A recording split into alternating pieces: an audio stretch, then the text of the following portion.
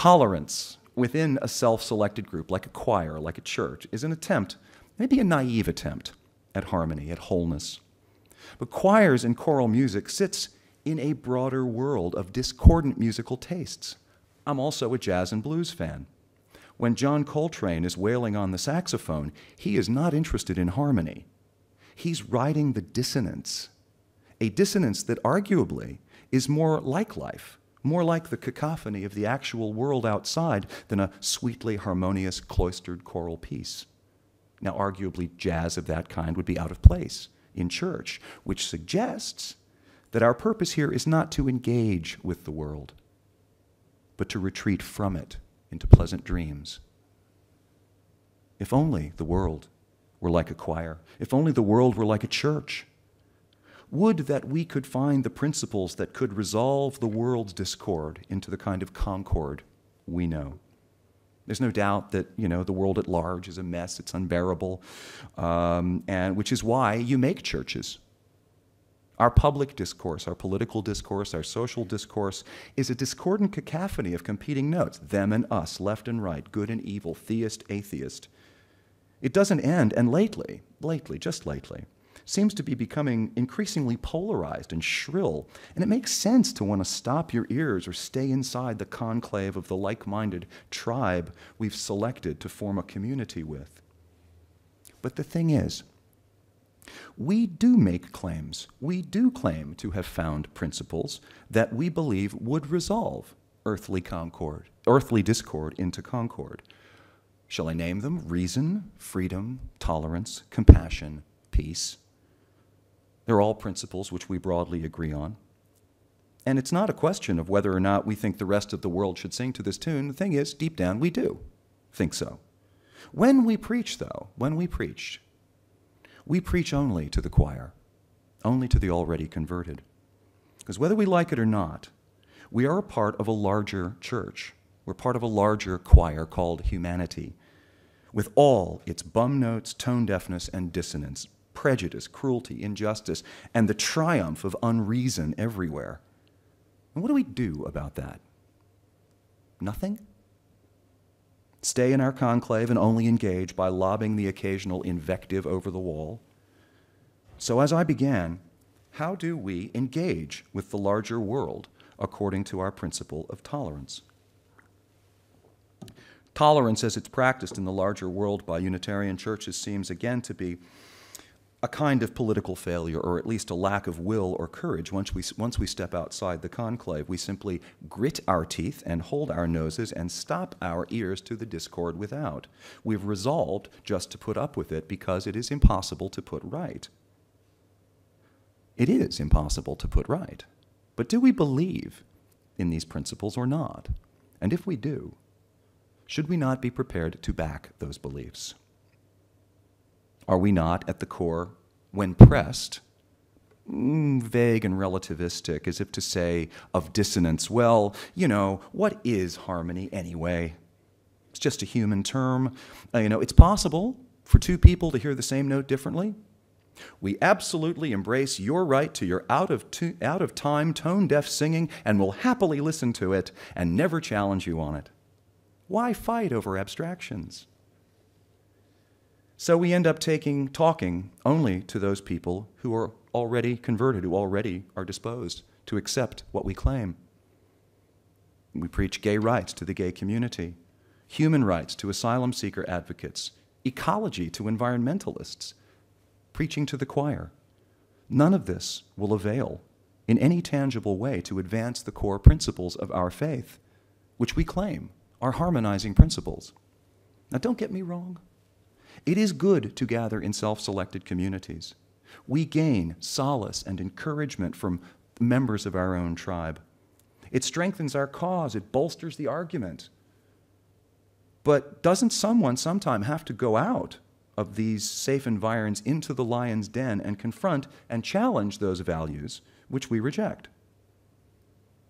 Who is up for preaching to the unconverted, to those who are not only not in the choir, but who actively create discord and dissonance?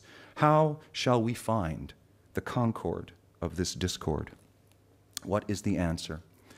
I've been trying to work out the paradox that is our tolerance for a long time. I've been talking to people about it. I've been reading about it. I'm still not really sure, but I am sure of one thing.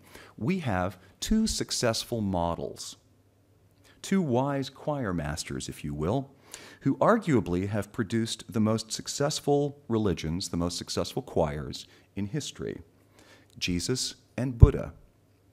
Each of them treated the problem of how you engage with the wider world differently. Both believed that they had found the way to find and create concord in a discordant world. Now, Jesus was really tolerant of small-time discord. He was tolerant of thieves. He was tolerant of adulterers. He was tolerant of skeptics. But Jesus was not tolerant of the Pharisees, the Jewish elders whom he confronted and challenged for their hypocrisy. Jesus was not tolerant of the money changers in the temple, whom he confronted and challenged for their greed and impiety. He was not tolerant of the Roman state for its brutal suppression of Judea. Arguably, Jesus was intolerant.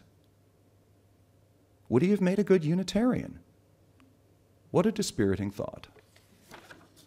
Likewise, our Unitarian forebears were not tolerant of the hypocrisy, unreason, and privilege of the mainstream church. They, like Jesus, were militant and unafraid.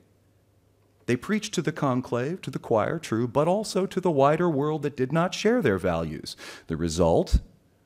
Martyrdom for Jesus and for several of our Unitarian forebears, hence the cross, hence the flaming chalice, flaming because our forebears were burnt alive for these beliefs. Now, Buddha, on the other hand, went about it a different way. By retreating from the world to work on inner life through a devout practice of meditation, the Four Noble Truths, and the Eightfold Path, producing equanimity and happiness in each follower and in their social relations with one another. The results of Buddha's practice weren't as aggressively sold as Jesus's. These practices sold themselves because people on the outside saw happy people within the conclave. The happiness of the followers is perpetually enshrined as the smile on the face of the Buddha.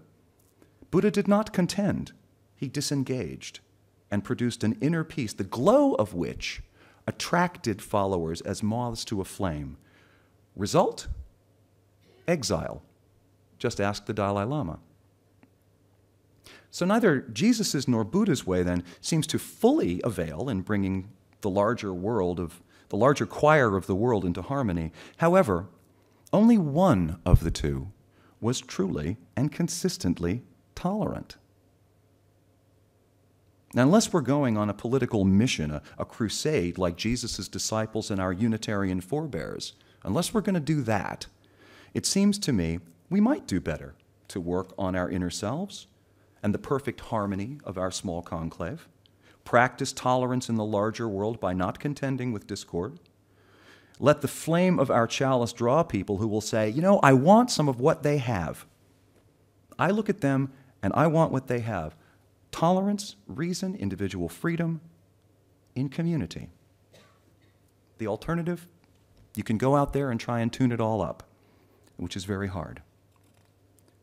Interestingly, the media are heading in this direction too. That is, creating communities and self-selected networks of interests through social networking media, like Facebook and MySpace. That's understandable. It's not a conspiracy. We are social beings, and it's natural to seek the community of our own kind, like Robot XT27. And so the web is becoming a kind of web of balkanized pockets within which you need never be exposed to what you don't already know, what you don't already agree with, or what you don't already want. It's not so much a worldwide web as a web of webs, orderly within those pockets, those conclaves, but discordant overall. But of course, if you're within one of these pockets, you wouldn't know.